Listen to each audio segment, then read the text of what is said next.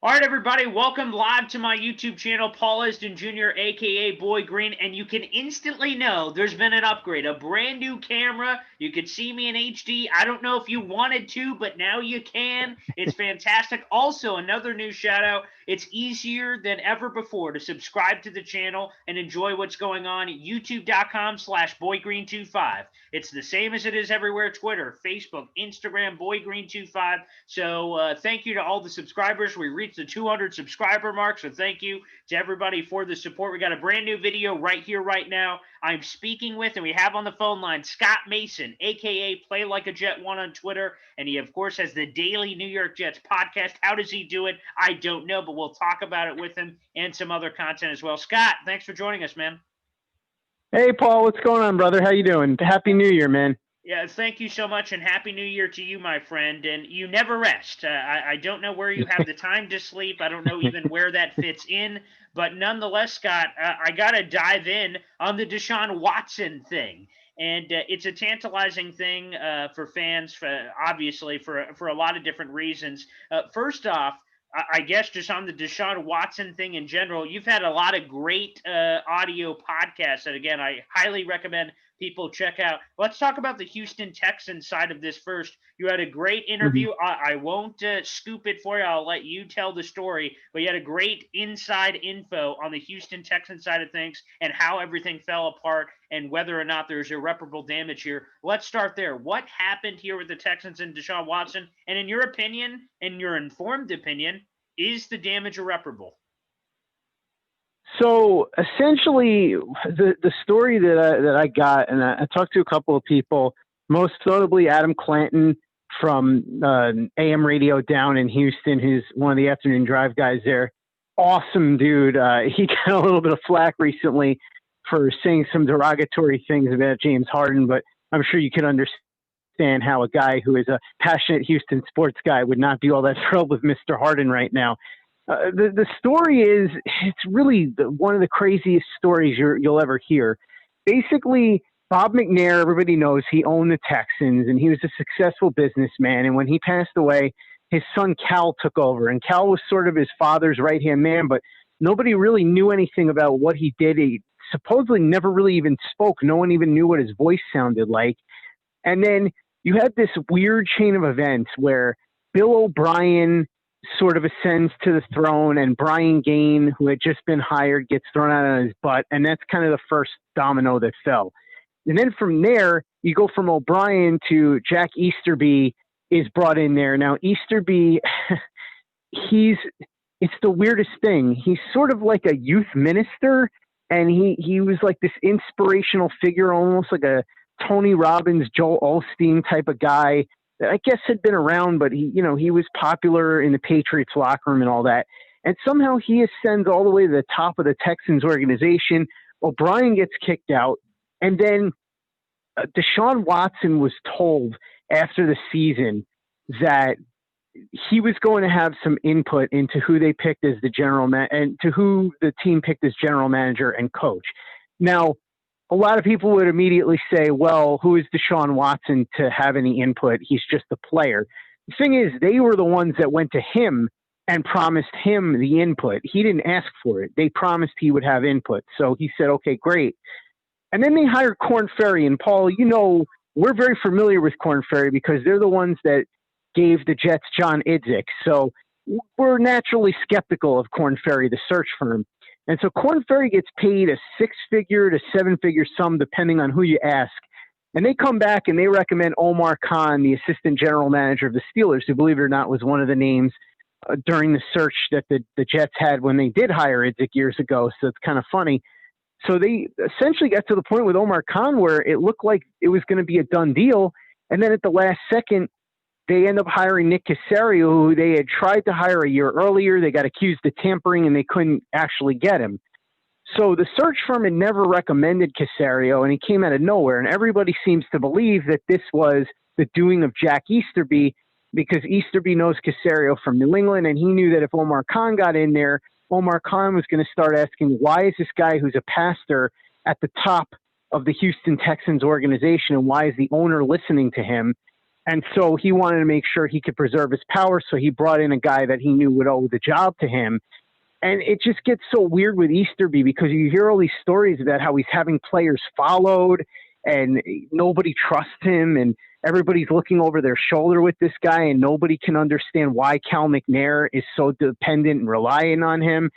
And I think with Watson, he was upset with the DeAndre Hopkins trade, but it was your normal player upset because it's like, oh, well, they traded my best wide receiver. I'm obviously not going to be thrilled about this, especially after they trade him for practically nothing. They got a second-round pick and David Johnson's washed-up body, and then they turn around and trade that second-round pick essentially for a worse wide receiver making just as much money. So none of that made any sense, but Watson kind of took that in stride. But I think when he's seen what's going on now, after he was promised input to the general manager, and then the coach situation, the two guys that he apparently really wanted the Texans to speak with were Eric Bieniemy and Robert Saleh. They never spoke with Saleh, who obviously is now the head coach of the Jets. And with Bieniemy, they basically brought him in at the last second. It almost seems like they're trying to placate Deshaun Watson that way. No one knows for sure whether he'll get the job. He's still in the playoffs, so he couldn't be hired now anyway, even if they wanted to hire him. But it's just a bizarre situation where I think Watson doesn't trust ownership, and he certainly doesn't trust Jack Easterby. I don't think he knows much of what to make of Nick Caserio. But as far as whether this is repairable, I mean, it's so hard to say because ultimately Houston is not going to want to trade this guy. He's a 25-year-old elite quarterback who's a stud both on and off the field. I mean, he's a salt of the earth type of guy, somebody that you pray to have as the face of your franchise because he's the opposite of somebody that would get in trouble. He's somebody that, you know, will go and do work in the community and is always, you know, willing to do whatever he has to do to help the organization and the city and all that. So he's everything you want in your franchise quarterback in every way. So they're not going to want to get rid of him because it's almost impossible to find a guy like that. But if Watson decides to dig his heels in and he really just won't relent on this, then it may be a situation where it becomes irreparable. As of now, it's so hard to say because the question is, does Deshaun Watson want to be that guy that like James Harden or, you know, you look at another example, Jamal Adams. Does he want to go full tilt, you know, heel, so to speak? Paul, we're both wrestling fans, so we both know what that means. Straight up bad guy. Does he want to do whatever he has to do to get out of there?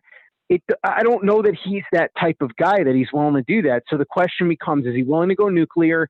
Is he willing to threaten to straight up sit out a year? If not, if you're the Texans, it's a hard sell because remember, Paul, football in Texas is a very big deal. I mean, that is king of everything. And the Texans are one of the Texas football teams, and so they're very important down there. You trade Deshaun Watson, you better get back the greatest haul that's ever been gotten because A, he's the most valuable, he would be the most valuable commodity to ever be traded. And B, man, if you trade that guy and you don't get an incredible return, fans are going to be camped out on your front lawn. Like, this is not a joke. So you got to be very careful. And plus with Nick Caserio, does he want to be the guy that walks into Houston and his first move is, I just traded the best player, or I shouldn't say best player because of J.J. Watt, but the most important player this franchise has had in its 18-year history or 19-year history? That's a tough pill to swallow for any new GM. So are they going to be able to sit down and work this out with him? Is it possible McNair has a one-on-one with him or gets rid of Easterby or the new head coach, whoever that is, comes in and helps smooth things out? It's so hard to say because there's so much to still be figured out. Once they hire a head coach, we might have a better understanding. But as of right now, it seems like Watson definitely wants out. The question is, how hard is he willing to push? And what will the Texans' response be to it? Are they going to give in or are they going to say, we don't care if you want out, we want to work this out, but we can't trade you? So it's a really fascinating storyline right now, but it's definitely not at the stage that, say, Jamal Adams was at when we saw him force his way out of town. Yeah, there are so many different layers to this, from an ownership perspective to other the trade package itself. Of course, Deshaun Watson holds a no trade clause in his Right. contract. His first year of the contract is quite palpable. It's like 10.5 million, but then of course it balloons to what the quarterback market is, which is 35+ million and an ascending figure throughout the rest. But again, a 25-year-old franchise quarterback. I guess the next logical place to go in all of this conversation, as we're talking about a potential Deshaun Watson deal, is of course where could he go? With Deshaun Watson having the no trade clause, you can't send him if you're Houston to Siberia. So it's a fine line from the Houston perspective. They don't obviously want to trade him, but if Deshaun Watson is willing to dig in his heels, then there's been a lot of cryptic social media posts that seem to indicate that perhaps Deshaun Watson would be willing to go nuclear. Again, we don't know this. It's a bunch of speculation at this point, but it seems to be building up potentially towards that. So again, Houston doesn't want to trade him at all. But if they're forced to, they don't just want to give him away. They have to get a king's ransom. They have to get a massive haul back for him. But with the no trade clause, that limits the potential teams that would be interested. The teams that have been mentioned are teams like the Miami Dolphins and teams like the New York Jets. First off, we have to, of course, give you major props, Scott, for a major get that you have for this morning, which will be Friday morning. This video is posting on a Friday morning here, or a Thursday morning rather. It'll be posting on a Thursday morning. Is that Armando, a guy from the Miami Herald, a guy that you would think would have all the Dolphins love in the world to be able to share that with Dolphins fans, actually said, you know what?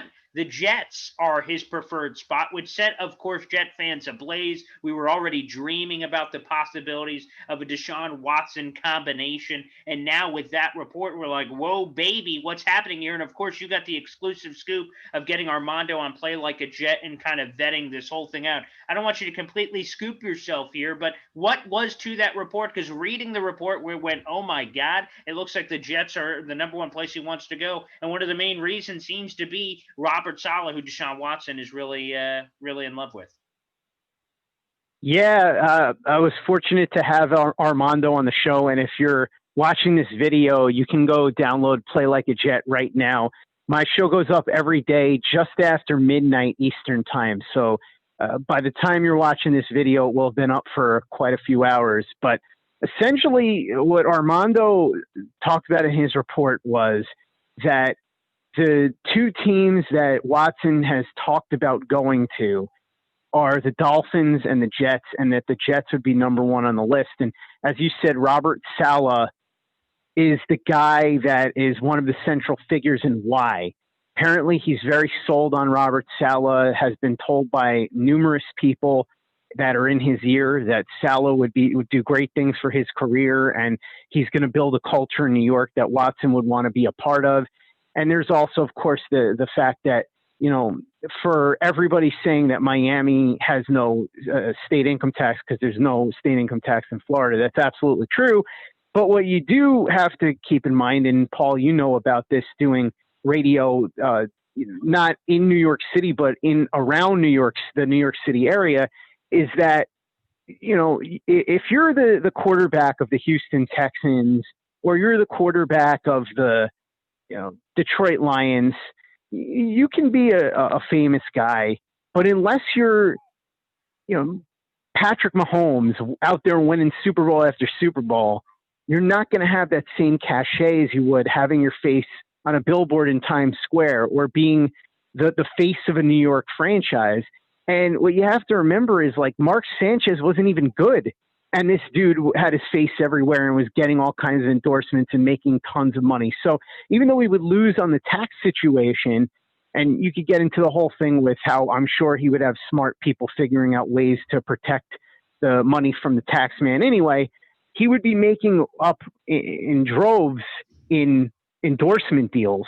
So he could make, you know, $10-20 million a year, depending on whatever the situation is on endorsement deals. And just remember, now is the perfect time for it too, Paul, because the Giants are bad and they don't really have a marquee player. I guess Saquon Barkley, but he's always hurt and he's a running back. Sure. So yeah, he'll get some endorsements, but he's not going to be the face of the team. If you want to strike now and be the face of New York football, which is, you can't put a price on that in terms of marketability. Now is a great time to do it. And if he believes that Robert Saleh is going to build this great culture, and listen, here's the other part of this. We've seen this, right? You saw the thing with Allen Robinson where he's liking all these tweets suggesting that Deshaun Watson should go to the Jets. I mean, there are guys that are free agents that I'm sure are looking at this going, hey, Deshaun, if you go to New York and join Robert Saleh, they got some cap space. I might be willing to come with you. So you put all of that together, and the Jets become a much more attractive landing spot than a lot of people think. And then the other part of this is, and I've talked about this over the last couple of days on the podcast, and you know this, Paul, there's two ends of this. Any team that would trade for Watson, theoretically, if he becomes available, would have to satisfy Watson himself in terms of the no trade clause. So he'd have to want to go there. And they'd have to be able to satisfy the Houston Texans trade demands. And there aren't that many teams that fall in that category. Now, you could have a dark horse team like, say, the San Francisco 49ers, where let's say John Lynch and Kyle Shanahan get together and say, you know what, we don't care. We'll have no first-round picks for the next 4 or 5 years, but it'll be worth it because we'll get Watson and we think we can win a Super Bowl with him. Okay, that could happen. But it's a lot easier if you're talking about a team like the Miami Dolphins or the New York Jets who have all this extra draft capital where they know that they can make a move like this and still have reasonably normal drafts, right? Because if the Jets trade, say, number 2, number 23, a first next year, first the year after that, maybe a second next year, whatever, they'd still have first-round picks in every year, or at least, in this particular year, number 34, which is almost like a first-round pick, right? So you could make a move like that in theory, and then you just look at it as, well, you're trading the number 2 pick and you're getting Watson, so that cancels that out, and then you're giving up, the Jamal Adams capital on top of it, and then if you flip Sam Darnold.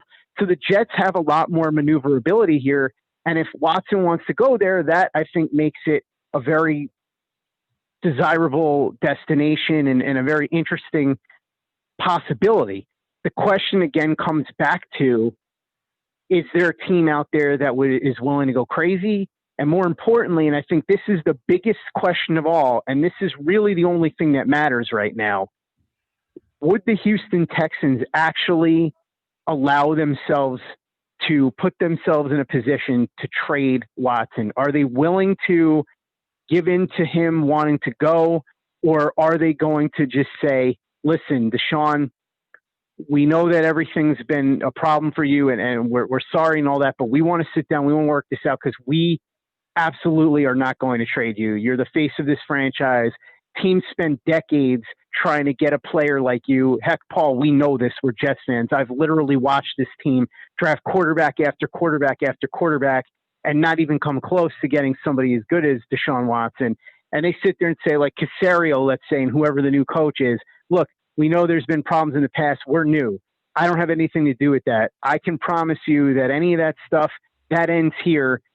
Don't worry about ownership. We've got that under control. Let's do what we can do to make this right. What do we have to do to make this right? Because I'm not going to be the guy that traded Deshaun Watson because I want to build this franchise around you. I took this job because you're here. I'm not going to be the guy that moves you. So you tell me what we need to do to make this right. So that to me is still the biggest question of anything, because if the Texans are not going to move off of the fact that they don't want to trade Watson no matter what, then everything else becomes irrelevant. Absolutely. And again, we're speaking with Scott Mason here. You can follow him on Twitter at Play Like a Jet 1. Make sure you download the Play Like a Jet podcast. Again, a New York Jets podcast every day. And the Armando Seguero podcast is already up, and you can go full deep in this. It's already been up for hours. So make sure you download and subscribe. Give him 5 stars. He'd appreciate it. And on that conversation, all of it stems from Robert Saleh being one of the biggest, protractors potentially for Watson wanting to come here to the Jets. I just got to ask you, Scott, how crazy is that? The Jets had Adam Gase the last 2 years, and people were saying, oh, my God, you got to avoid the Adam Gase. There's a disease there, and it's infectious, and everyone has Adam Gase. It's gross. Stay away from there. It's like the Black Plague. And then literally they fire the guy as the Jets seemed like they were hell bent on for the better part of the year, but they let him finish out the year. They fire him, and then they of course get one of the hottest names on the market in Robert Saleh, who I loved a lot in the pre-head coaching search process. They get him, and all of a sudden Deshaun Watson wants to come here. Richard Sherman saying players should go there. I mean, the narrative flipped like that. How crazy is that? That all that change is based on basically a head coaching change. Yeah, especially for a head coach who's never actually been a head coach before. It's not like the Jets went out and got Bill Parcells or they got Sean Payton from the Saints or something. I think there's just a lot of guys that really believe in Saleh and the way he does things. And I think when you look at the people that he surrounded himself with, it really is very encouraging. It's funny because in the lead up to this, you and I are probably in agreement on this, Paul. I never really thought of Saleh as an option because I thought it was a foregone conclusion that he was going to Detroit. So I never really even gave him a whole lot of thought. But boy, you know, the thing with him is the reputation he has around the league is really, really strong. I mean, you heard what Richard Sherman has said about him over and over again. There are so many players that say nice things. Here's another thing to consider, by the way. Andy Vasquez from NorthJersey.com and I were having a conversation, and Andy's from Detroit, right? So he said to me, people forget that Allen Robinson and Robert Saleh were together in Jacksonville, and they're both from Detroit. He goes, listen, I'm from Detroit. I know how this works.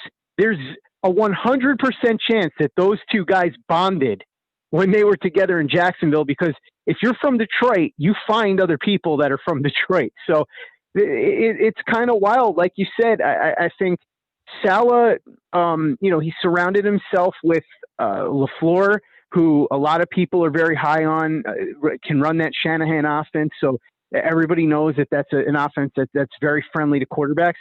And then even, you look at Ulbrich, the defensive coordinator, Jeff Ulbrich, who they brought in from the Falcons, and he's another one that players just absolutely love. I did a show on him with Dave Archer, who's a former quarterback for the Falcons, who is now their color man on the radio, and he was telling me about how Foye Oluokun, who was a sixth-round pick in 2018 out of Yale, was a guy that came in. He was a bit of a tweener, a safety/linebacker kind of thing, and he had to play when Deion Jones got hurt, and he kind of struggled. But Ulbrich worked with him and told him he believed in him, and he knew that he could get to a certain point.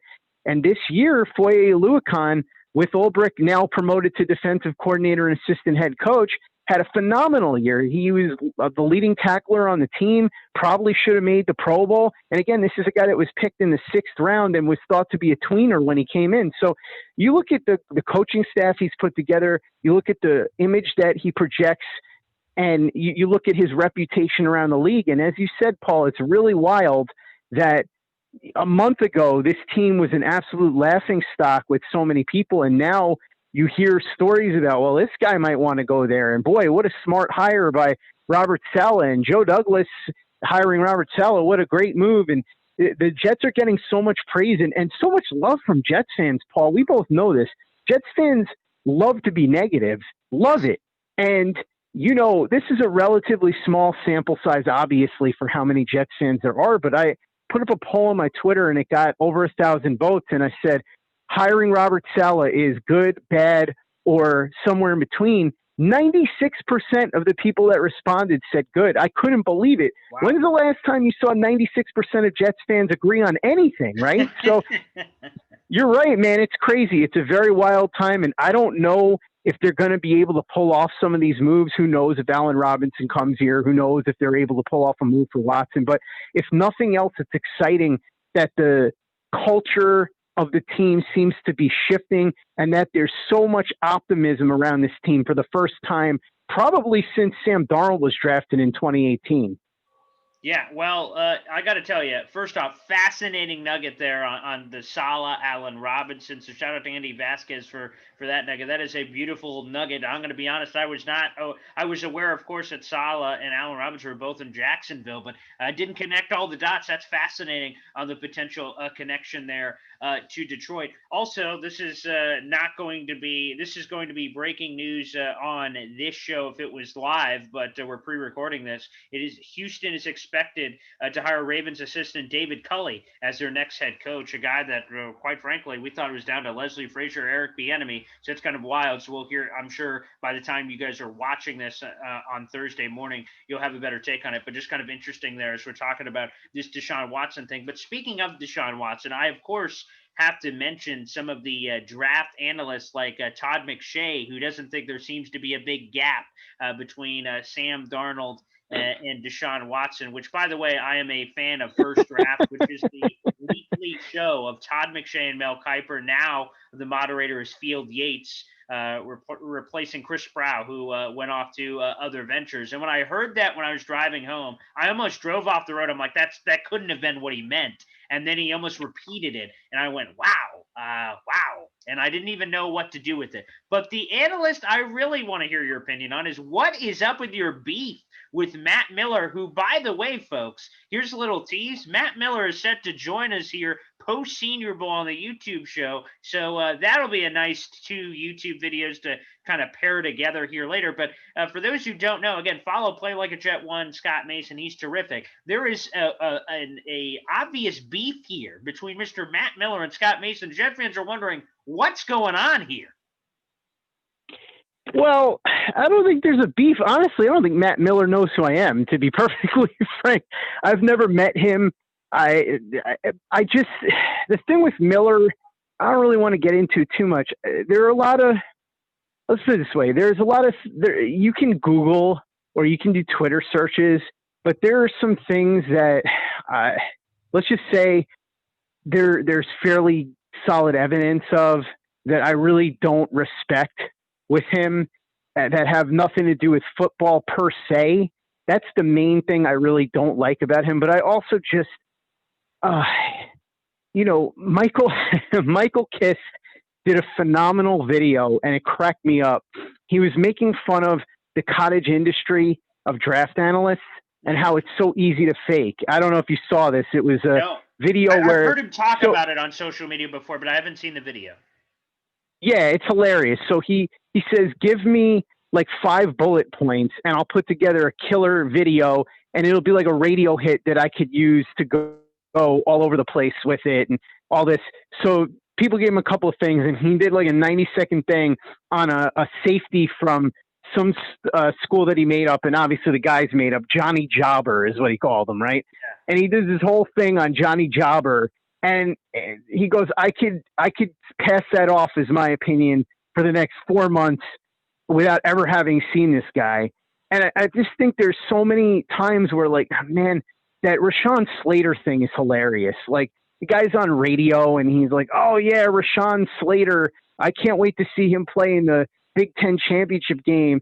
And under normal circumstances, for a regular person like Paul, if you said that, I'd be like, all right, whatever. But if you're talking about a guy whose literal job is to watch these prospects and monitor the draft and all that, this is not some random guy. We're talking about a guy who a lot of people think is a top 10 to 20 prospect in this draft. You didn't know when we're at the time of the Big Ten championship that this guy hasn't played all year, that he opted out? Like, come on. And then you have the situation where he's making all these weird comparisons that made it clear that he'd never watched any of these guys play. Kyle Trask, one day he's comparing him to Josh Allen, and 2 weeks later he's comparing him to Jared Goff. I mean, I understand changing comparisons, but my God, you want to talk about 2 quarterbacks that couldn't be any more different, Jared Goff and Josh Allen? You take a look at the fact that he didn't even know who Zach Wilson was apparently until a couple of weeks ago. And the fact that, like, the thing with the Jets that pissed me off with him is that, look, it's one thing if he comes out and he says, oh, I don't know if Deshaun Watson would want to go to the Jets. But first he comes out and he's like, I have all these sources and I'm sorry, but he doesn't want to go to the Jets. And meanwhile, we've heard from plenty of other people that he would be very open to the Jets. And in fact, we've seen, his own actions and all that he seems to be at least open to the possibility, right? Okay, yeah. Fine. But then he comes out and he throws that whole thing like, what guy would want to go to a team with an owner who's accused of this? And it was just such an unnecessary, not like ridiculous cheap shot. And quite frankly, we all know what happened there. Miller's been hostile to the Jets ever since McCagnon and Heimerdinger got fired. there were sources in that administration that were feeding him stuff. And ever since they've been gone, he's been trashing them. And so this is what he keeps doing. And you put all of these things together, the fact that I just don't respect the fact that he doesn't put in the work. It's very obvious. I don't like the fact that he's taking these gratuitous cheap shots. And that last one is just wholly unnecessary. I mean, you really want to go into what some of these owners have done. I mean, you could go through all 32 of them. None of them are saints, believe me. And I don't know what Woody did or didn't do, but the key word is accusation, by the way, at this point. And then you talk about the other things that, again, I'm not going to get into, but if you search, you'll find it, the things that he's, I would say, very credibly accused of, right? All of those things together. And I just, look, again, there's no beef. I don't know Matt Miller. I promise you he's probably never heard of me, wouldn't know me if he tripped on me, all that. I don't respect what he does. And that's really kind of all there is to it. There's nothing more to it. There's no beef. It's not a feud. Like I said, I don't even think he knows who I am. So that's really all it is. But yeah, I know a lot of people were asking me because I don't normally get all that wound up on Twitter. I'm usually like pretty even keel, but a lot of that stuff combined just kind of really got on my nerves. Well, because like I said, a lot of Jet fans were calling the police over an assault over what you did with Matt Miller on social media. So I just want to make sure that you were okay, that you weren't already imprisoned for all the horrible things there. So I'm using my one phone call to call you, Paul. I appreciate that. And of course, you would be calling this Play Like a Jet Zone. We're here on YouTube, of course. We got the Play Like a Jet. You can see it in my background, the Play Like a Jet podcast logo. Also in junction with the Jet Zone, the weekly New York Jets podcast every Wednesday. An episode already dropped this week. Joe Caparoso stopped by from TOJ and Badlands. And Scott, that's a beautiful segue, quite frankly, and it kind of worked that way with Woody Johnson. Now, Woody Johnson is back in control. Christopher Johnson is still going to be a big part of the process, but Woody's back. He's running the shop. A lot of people said, Woody's been gone a while, and he loves making the splash. If you look historically, whether Brett Favre, especially at the quarterback position, or Tim Tebow. And I think a lot of Jet fans, I don't want to speak for everybody, but there's a majority of Jet fans who are in Joe we trust. There is a confidence there based on his reputation around the league. Robert Saleh, we've already talked about him a lot throughout this video so far, about the confidence he has instilled. And quite frankly, hasn't done anything yet, but we're just so excited, except for building a staff, about what this could be. But is there anything in the back of your mind that says Woody Johnson, there's a chance for a star quarterback here? And I think I agree with what you said earlier. This would be the most monster, craziest trade in NFL history, with the moving a 25-year-old franchise quarterback this young with that potential and with the production, quite frankly, he led the league in passing last year, but despite Houston being a total train wreck from a coaching staff perspective and all the weapons that weren't there anymore. Do you think that there's any Woody splash move that he could say, hey, Joe, let's try to get this done, and he would influence in some way? Or is he going to stay out of football operations from that perspective in your mind?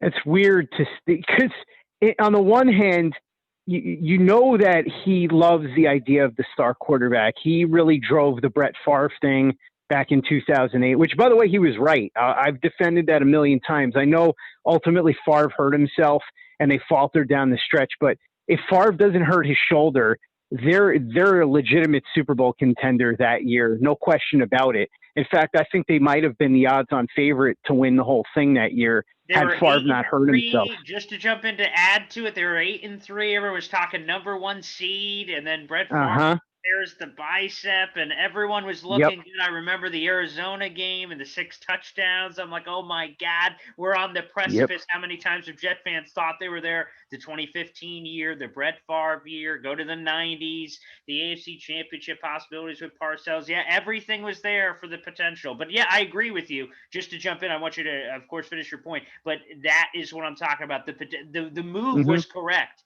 You jettison, of course, a Chad Pennington legend who medicals obviously affected him. He's a Ring of Honor guy. But Brett Favre, that chance, that opportunity, of course, you got to give props to Woody for that.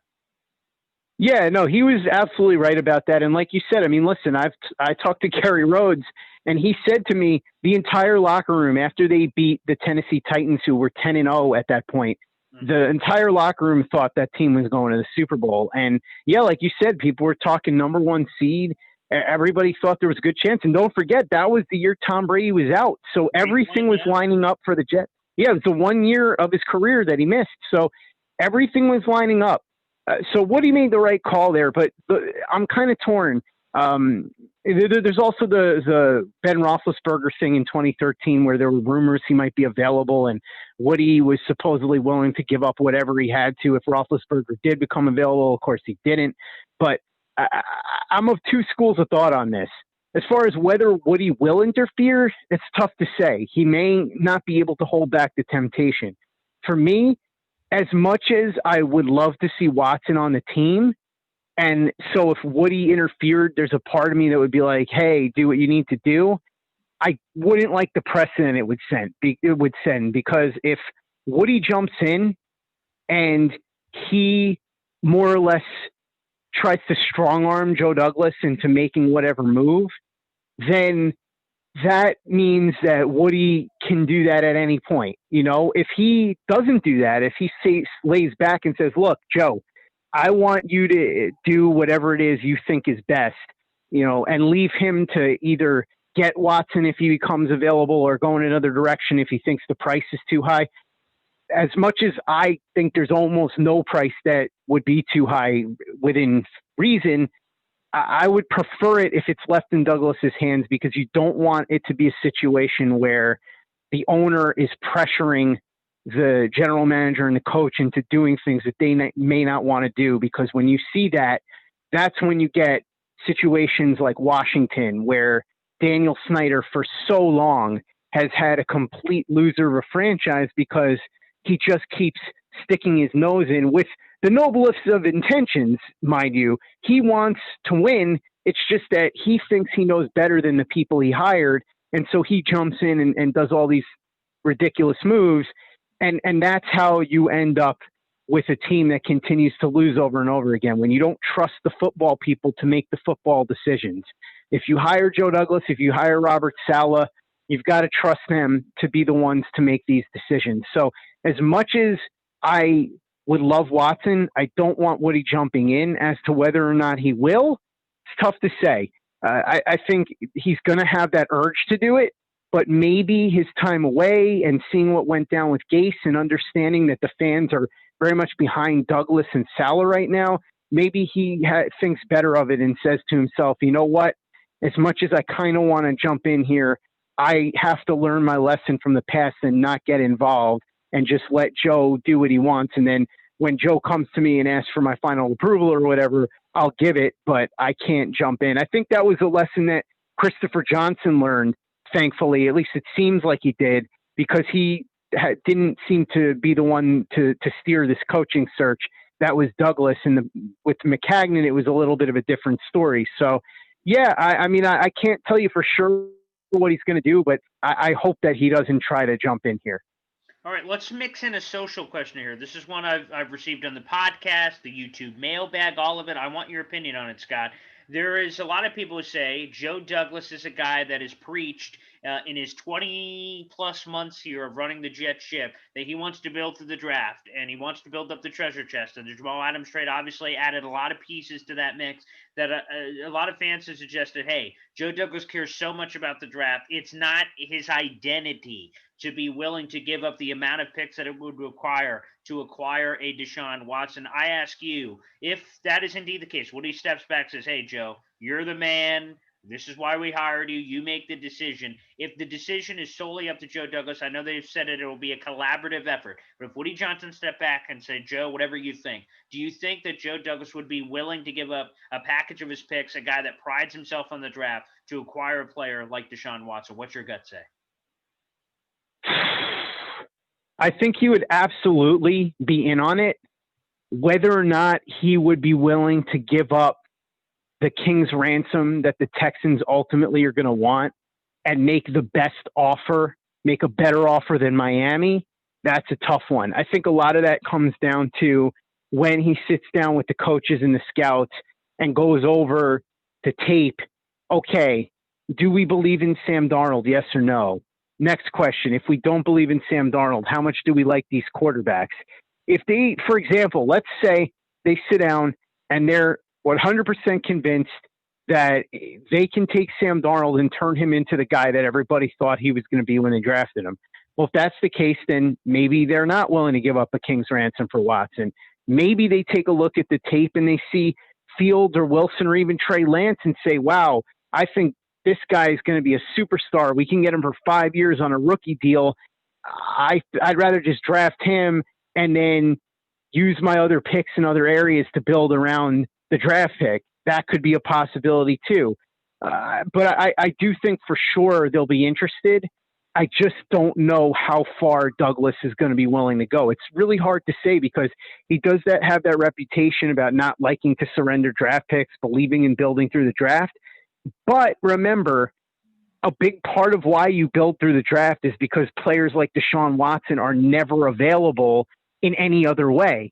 There's never been a case where an elite quarterback in his prime was available via trade or via free agency. It's never happened. The two closest would be Jay Cutler, who was traded when he was 25, but he was nowhere near as good as Watson. He was a very good quarterback when he left Denver, but nothing compared to Watson. And then Kirk Cousins is another one left via free agency, but he was 29 and also very good, but not in Deshaun Watson's category. So that really becomes the question. Does Joe Douglas see this as what I see it as and what a lot of other Jets fans see it as, and a lot of people around the league would see it as the opportunity of a lifetime, truthfully, because like I said, it really is a once in a lifetime opportunity.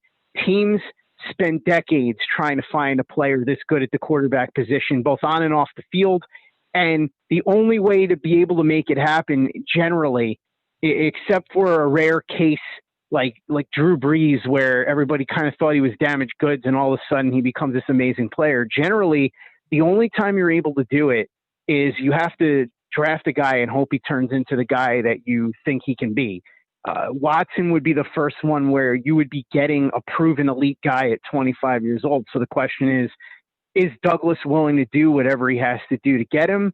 Or does he feel like, I like these quarterbacks in the draft, or I like Darnold, and I can use my other assets and build around this guy rather than giving up everything and getting this one player? That's really what it comes down to. And I don't know. I mean, I honestly don't know. That's a very interesting question. And Joe Douglas is still a relatively new general manager. He's never been in this type of situation if Watson becomes available. So we'll have to wait and see. I would say I'm kind of like 50-50 on it. I don't know. It's very, very tough to say right now. Scott, last one before we get you out of here. It's interesting. I was going to mention it earlier, but I think it all goes together in this final question. You mentioned that Nick Caserio, who's the new general manager of Houston, boy, do you want your first move essentially to be to get rid of the franchise quarterback and be, the first team in NFL history to ever trade a player of this magnitude? It's interesting. It harkens me back, obviously different, to John Idzik when he was hired. The first move he had to make was trading Darrelle Revis to the Tampa Bay Buccaneers. And again, positional value and a lot of things are different in that equation, but that's how his legacy was ultimately defined, with a lot of mistakes. Now the Houston thing is official. So as we were recording this on a Wednesday night and this video is posting on a Thursday morning, we want your raw reaction. Initially, it looked like he was going to be hired, and now it's official from Adam Schefter. Ravens assistant head coach, wide receiver coach, and passing game coordinator David Culley is hired as the new Houston Texans head coach. We've heard the reports that Deshaun Watson, it didn't seem like from the damage, and again, you could also check out the Armando interview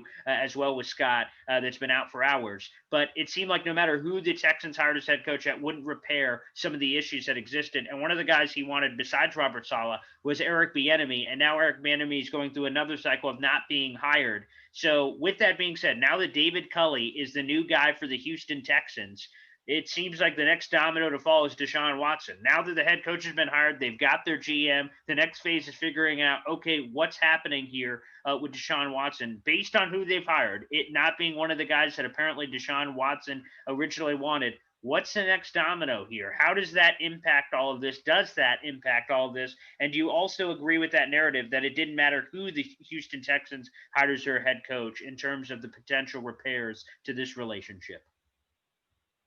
Man, it's hard to say, because if they'd hired Bieniemy or even somebody like Marvin Lewis, who's a proven problem solver. In fact, I know Mike Lombardi had suggested that. I thought that was an interesting one where he said if he was Houston, he'd hire Marvin Lewis, who had to clean up more messes than you could imagine in Cincinnati, and be like, hey, Marvin, your first task is to help us repair this with Deshaun Watson.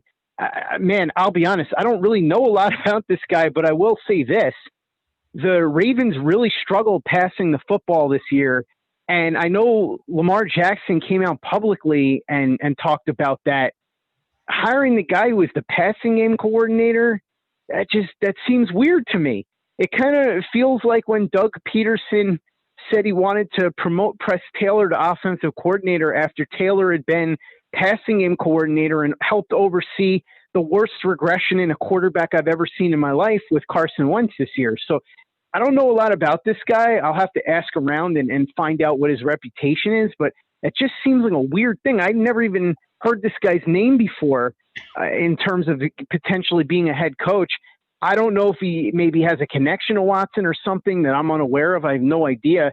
It's also possible, honestly, Paul, that like nobody wanted this job because of all the insanity going on there. I really couldn't tell you. I don't know for sure, but you saw Adam Schefter say that he had a couple of league insiders basically say that the Texans' job went from being the worst vacancy to being the worst actual head coaching position in the entire league. And it's very possible that, look, they would have had to wait for Bieniemy, but maybe Bieniemy was like, you know what, I'm good. I'm going to go back to Kansas City, win another Super Bowl, and my opportunity will come, but I'm not just going to take this job and end up, 2 years from now I get fired and I'm back to the drawing board. And I don't, maybe Dable wasn't interested. I really don't know because there were still quality candidates available for this. And I don't know, honestly, I have no idea what's going on. I don't know much about this guy. So I can't really give you an answer as far as whether this helps or hurts with Watson, because maybe there's something I don't know about a connection to him or something, but it's a very odd one. Like I said, the fact that they hired a guy who is passing game coordinator for a team that was not very good passing the ball and who their quarterback came out and said he was dissatisfied with what was going on. I mean, on the surface, at least, it seems like a very strange move. But then again, the Texans have been making a series of very strange moves over the last couple of years. So, I guess it kind of fits. Yeah, no doubt about it. Some initial things here on David Culley, 65 years old. He's primarily made his bones as a wide receivers coach throughout his career. He's been mostly in the NFL since 1994, working with the Tampa Bay Buccaneers, the Pittsburgh Steelers, the Eagles for a decade from 99 to 2010, and also promoted to a senior offensive assistant. He did spend some time as the assistant head coach with the Kansas City Chiefs for a couple of years, and then Andy Reid jumped over. He was also the Bills quarterback coach for a couple of years, and then most recently since 2019 with the Baltimore Ravens. Interesting hire nonetheless, not one that a lot of people projected. Leslie Frazier was very much in the running, speaking of the Buffalo Bills, as their former quarterback coach. But nonetheless, hopefully this helps in the Deshaun Watson. I think the one thing it does help is accelerate the timeline here. I don't think the Texans were going to make the Deshaun Watson decision prior to hiring a head coach. So the next domino to fall to learn about the following dominoes is the biggest thing here as well. Scott, I want to thank you so much for doing this deep dive on Deshaun Watson. It titillates the senses for New York Jet fans all across the globe, and this will be a fascinating conversation and, quite frankly, a fascinating thing to watch throughout this offseason. Thanks, pal. Yeah, absolutely, Paul. Anytime, man. You know that. And before we get you out of here, Scott, let's, of course, plug it, baby. Plug that Play Like a Jet Zone, Play Like a Jet, rather, podcast, and where people can find you, where people can hit it up, and all the things you have lined up. Sure. You can get me at Play Like a Jet 1, and that's on Twitter. And then you can download Play Like a Jet. It's 7 days a week. I know I'm a maniac of Jets podcast, a new one every day. Haven't missed a show in 3 years since we went daily. And it's different stuff every day. This past week, we did a bunch of cool things. Adam Clanton from Houston, as I said, came on and we talked about the whole timeline with Deshaun Watson. John Grella, who I like to call our secret decoder ring, he was a 3-year communications director with the Bucks. So he sort of weaves us in and out of what's going on with this stuff behind the scenes and the media battles and tells us what things actually mean. So he came on. Daryl Slater will be on later this week to give what is normally midweek news, but because of everything going on, He's going to be delivering the midweek news on a Friday this week. Armando Salguero, this morning that you're listening or watching this video, potentially, at least when the video came out, he came on for an interview to talk about what his sources were telling him and what he knows about what's happening with Deshaun Watson and what we just talked about, Paul. And then throughout the offseason, we're going to be doing a lot of cool stuff. We're going to be keeping up with the news. We still do the mailbags, too, with Chris Nimbley, the very big deal. So we'll do those on the weekends. You can ask questions, and we don't just restrict it, as you know, Paul, to football. You can ask about TV, movies, food, whatever you want to ask about. We keep it light. We keep it fun, especially in the offseason. We're going to do off-season roundtables, and Paul, we'll have to talk because I want to get you on one of those where we're going to get a variety of different perspectives from people that you don't necessarily hear from all the time about the Jets. Sometimes it's people that are well known for other things, but they just happen to be Jets fans. Sometimes it's people that are in Jets media, and maybe sometimes they cross over into even beat reporters or whatever. So there's so many different areas that we go into with these off-season roundtables. I do them every year, and people seem to enjoy them. Some people have been on every single year. We're going to have some new people on this year as well. So we'll do a lot of those. And then we're going to still stick with the deep dives. I did one on Jeff Rolbrick, like I said, with Dave Archer, the color man for the Falcons radio broadcast. So if you want to learn about the Jets defensive coordinator and what they're getting in him, you can listen to that show. Joe Blewett will be coming on to take a look at the film of the Shanahan offense and also the defense that you should expect to see from Robert Saleh and from Jeff Ulbrich. Luke Grant will come on and talk about that stuff too. So will Kyle Smith. We're going to get the stats from Michael Nania over at Jets X Factor. So just a ton of great guests all throughout the off season. The content never stops. There's always stuff to talk about. We've got free agency right around the corner. We've got the draft right after that. Then there's mini camp, training camp, everything. So we'll be here every single day. Like I said, Play Like a Jet is on Spotify, Stitcher, Apple, Google Play, wherever you get your podcasts. And you can follow me at Play Like a Jet 1, and you can get all the info from there as well. Paul, like I said, man, really appreciate you having me on. Always love chatting with you, and we're going to have to get you on one of those roundtables too, so you can come on Play Like a Jet, because it's been a while, man. It has. I'm looking forward to it. And I'll tell you, Scott, you did a marvelous job with the head coaching search, with the everyday content of talking to all of those guys. I'm hoping the next one you do isn't for 20 years, because I know you've done the one 2 years ago. You did this one. It's great. Don't get me wrong. I love it. Love the content. But I'm going to be honest, if you could hold off on that for, I don't know, the next 20, 25 years, as Robert Saleh is winning multiple Super Bowls here, I'd really appreciate it. And I'm sure you'd appreciate a little respite as well from doing all this. Yeah, I'll tell you, Paul, as much as I love doing those because they're a lot of fun, A, they take an insane amount of work, and B, more importantly, as you said, stop making me do them, Jets. Like, every time I turn around, I got to do one about a coach or about a general manager. Like, let's hope that, as you said, I don't have to do another general manager podcast or another coach podcast for a really long time, because every offseason, it seems like I'm doing a round of these, and man, that's not good. So also, it's nice to be able to sleep a little bit on certain days in the off season. So if they could just keep that to a minimum, and hopefully Saleh and Douglas work out so that I can lower my blood pressure and get more than like a half hour of sleep a night for the course of the first 3 weeks of the off season, that would be lovely. Yeah, well, let's hope so. Thanks a lot, Scott. Thank you, Paul.